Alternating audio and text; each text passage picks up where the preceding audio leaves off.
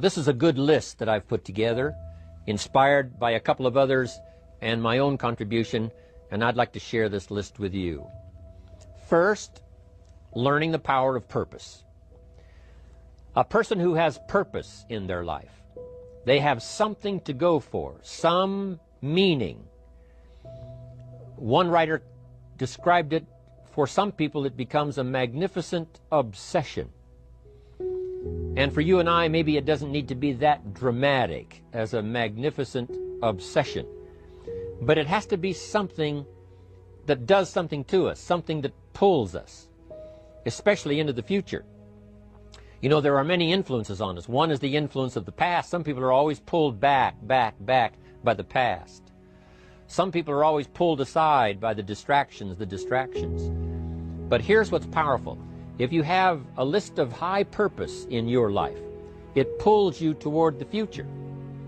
And the more powerful the purpose is, the stronger it pulls. And here's the other great advantage if you have purpose for the future. It pulls you through all kinds of challenges and all kinds of difficulties. If you don't have these strong purposes for the future, it's easy to get swallowed by a bad day. It's easy to be almost annihilated by a poor month. And it's easy sometimes to almost disappear beneath the waves of a year that goes backwards if you don't have something to pull you beyond that year.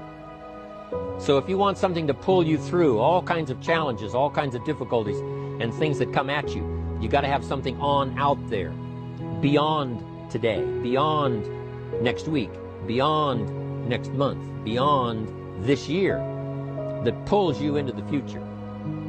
And the clearer it is, the stronger it pulls. The more dynamic it is, the more it affects your life, your spirit, your heart, your soul. It also creates imagination.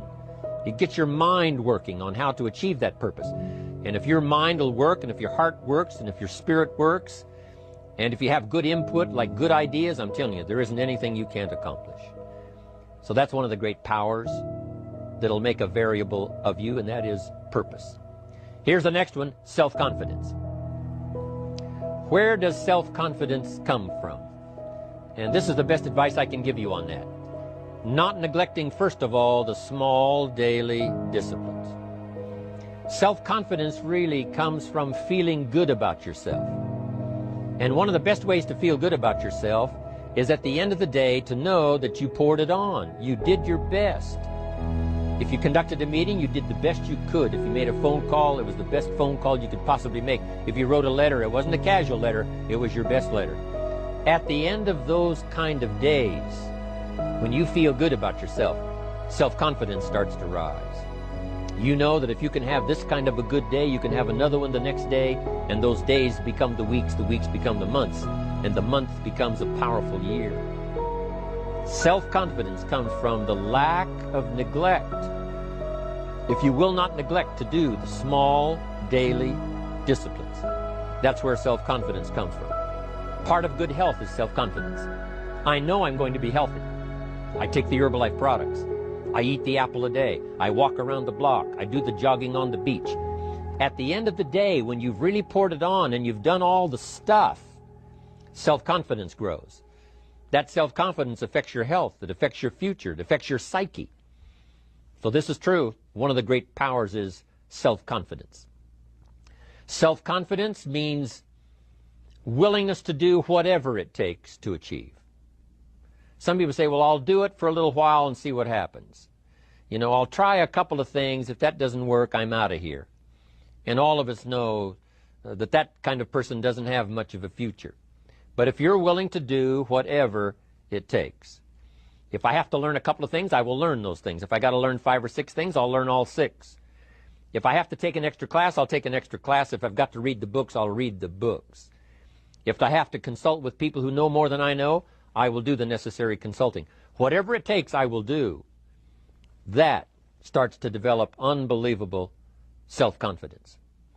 Self-confidence also comes from the ability to rise above your circumstances, to rise above what happens, the petty little things, the discouraging things that would sink everyone else's ship except yours, that would cause someone else to quit early in the day, but you keep going. That kind of willingness to overcome all circumstances, whether it's the little challenges or the big challenges. If you're willing to do that, I promise you, this kind of power will work for you, and in you, the variable, it'll make a difference. The third on the list I had was enthusiasm. And here's what I wrote about enthusiasm. Enthusiasm that's powerful is mostly enthusiasm that is enthusiasm inside, 90%, 10% outside. We all know what the enthusiasm is like when somebody lets us see their enthusiasm, which is like the 90%, and only 10% of it is inside. But the enthusiasm that really affects people is not just being loud, but the enthusiasm that runs deep, the enthusiasm that comes from deep inside, created by self-confidence, created by purpose, created by genuine willingness to help other people.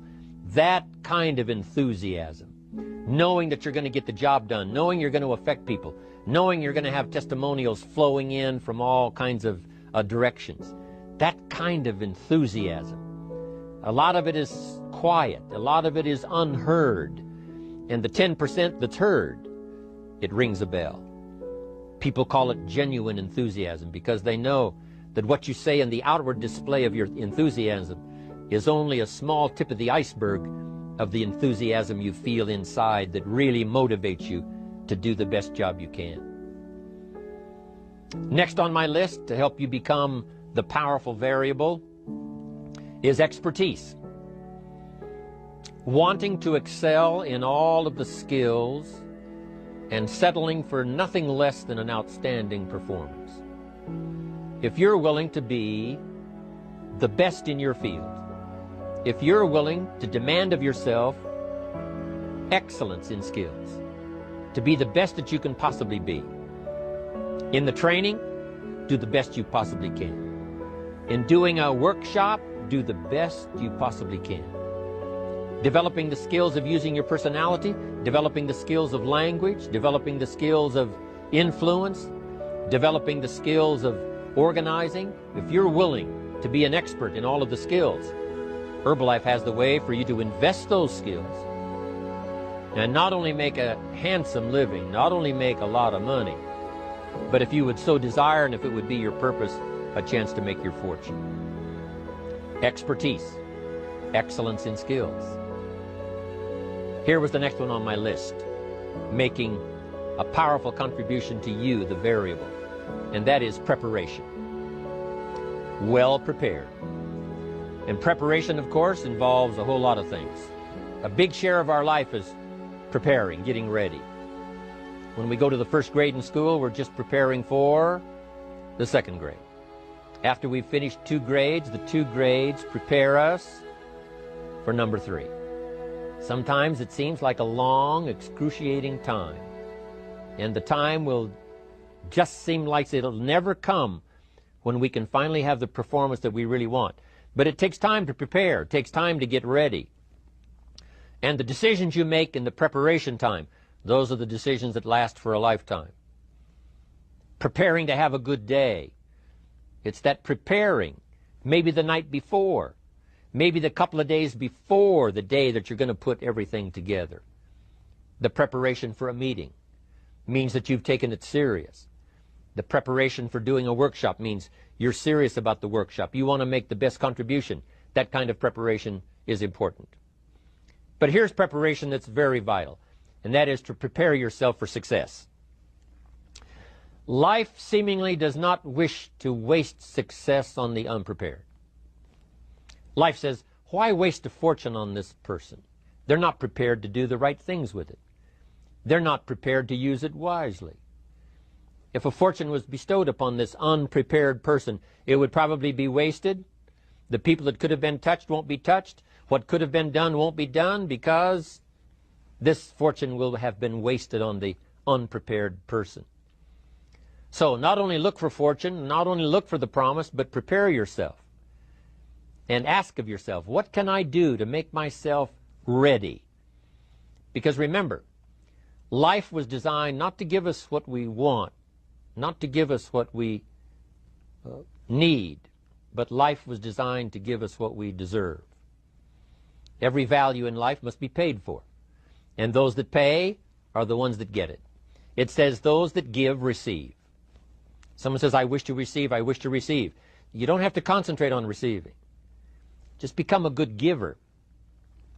It says those that search will find. Someone says, well, I need to find some good ideas to help change my life for the future. Then to find good ideas, that doesn't come because you need them. It comes because you search for them.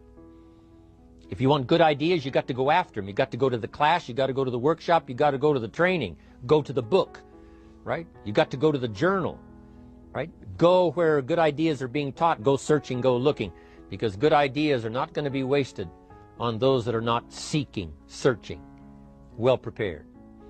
So, prepare yourself to be ready for fortune when it comes, to be ready for challenge when it comes, to be ready for opportunity when it comes.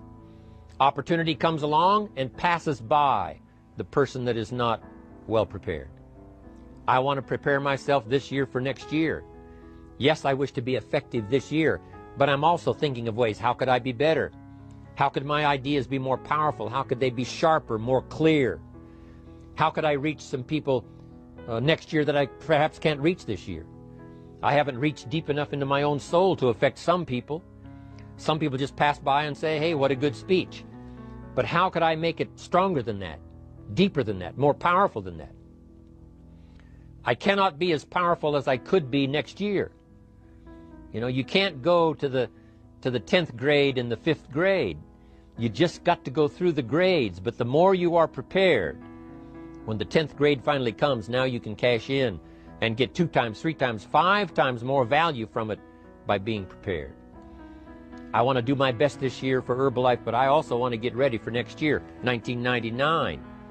And then when the year 2000 comes, at the turn of the century, I want to be well equipped by language, by instinct, by temperament, by personality, by influence, to really be valuable the year 2000, 2001, 2, 3, 4, 5. That's my goal. I'm sure it's your goal. Now here's the next one. There's great power in self-reliance. Self-reliance means you simply look mostly to yourself. It would be nice if someone just gave you this, gave you this, gave you this. It would be nice if everyone did their job exactly as they're supposed to do it. But here's what you've got to do. Primarily rely on yourself. Primarily say, I'm the person responsible. And I will learn the necessary skills so that I can help people learn their skills. If I need lots of people to do certain things to build my organization, that is what I must have. But I've got to be the final backstop. I've got to be the final one that people can rely on. So that if this is missed and this is missed, I can catch up. I can fill the gap. I can do the job. We have to do it when we conduct meetings. We have to do it when we conduct training. We have to do it when we're in a class of just a few. What someone might have missed, we're there to fill in. Self-reliance. Primarily, we're learning to count on yourself. So that you can do this. Never complain and never explain. Here's the next key power, and that's image. There's many parts to image. The image that others see you as. The image you have with other people. And it's very important how other people see you. If they don't see you as a leader, chances are they won't pay attention. If they don't see you as being in control, chances are they won't have the trust. If they don't see you as knowing where you're going, what you want to accomplish, they probably won't follow. But if people can see you, if you have the image of someone that's in charge, in control of your life, your future, your destiny, in control of the situation, if they see that, that kind of image is powerful. It helps to win the day. It attracts other people. People want to be around people that are in control, that are powerful, but they know how to use their power, influential, but they know how to use their influence. That kind of image is important. But here's a very important image, and that is your image of yourself. self. The way you dress, the way you talk, the way you think, your capacity for learning, all of that is an important image that you have of yourself. The image that you have that if it needs to be learned, you could learn it. If there's a book that needs to be mastered, you could master it. If there's a skill that needs to be learned, why couldn't you get busy now and learn that skill? That kind of self-image, that I am continually trying my best to be the best I can. Because one of the most important places you have to look is into the future, yes. You got to look into the past, yes. You've got to look around, yes. But one of the most important places you have to look is in the mirror. You know, how I appear to other people, that's important. But how I appear to myself is the ultimate importance. That kind of image, to where you'll develop the self-confidence, you'll develop the self-reliance. Now here's another one in my rather short list. The next word is character. Becoming a person of high values, a person of principles, a person of honesty, a person that earns respect. That kind of character. It took character when Mark started to put the marketing system together. How can we have a system that will build in the integrity, that people will know that if this happens, then this will happen, and if this goes wrong, here's the way to fix it? Unless you have the principles and the character and the integrity to put together a viable plan for a wide variety of people, then the system is not going to last very long. And I've been around long enough, and I'm sure you have been around long enough to see a lot of systems that got started, but they failed. And the reason is because they were not constructed with integrity. They were not constructed with character. They were not constructed with doing the right thing. They might have been constructed to take advantage. You know, cash it out as quickly as possible and leave. Mark was involved when others took advantage of him all those years ago before Herbalife. When someone took advantage, didn't have the character, didn't have the principles, and didn't have the character to stay, the character to see it through, the character to do the right thing. So this is important, to develop the character within yourself, that people see you as honest, as fair, willing to do the right thing, willing to be helpful, but always willing to walk the center line, not to pass the line. When we come to an opportunity like Herbalife, especially multi-level network marketing, it is so dynamic, it is so powerful, and it is so possible in fortune making that sometimes people want to speed up the process by cutting the corners, by neglecting to do the right things, you know, to cheat a little here, you know, cross the line just a little bit, because then, you know, it'll grow faster and you can cash in quicker. Not necessary here. Doing Herbalife right will build your fortune longer and stronger than trying to cut the corners and not doing it right.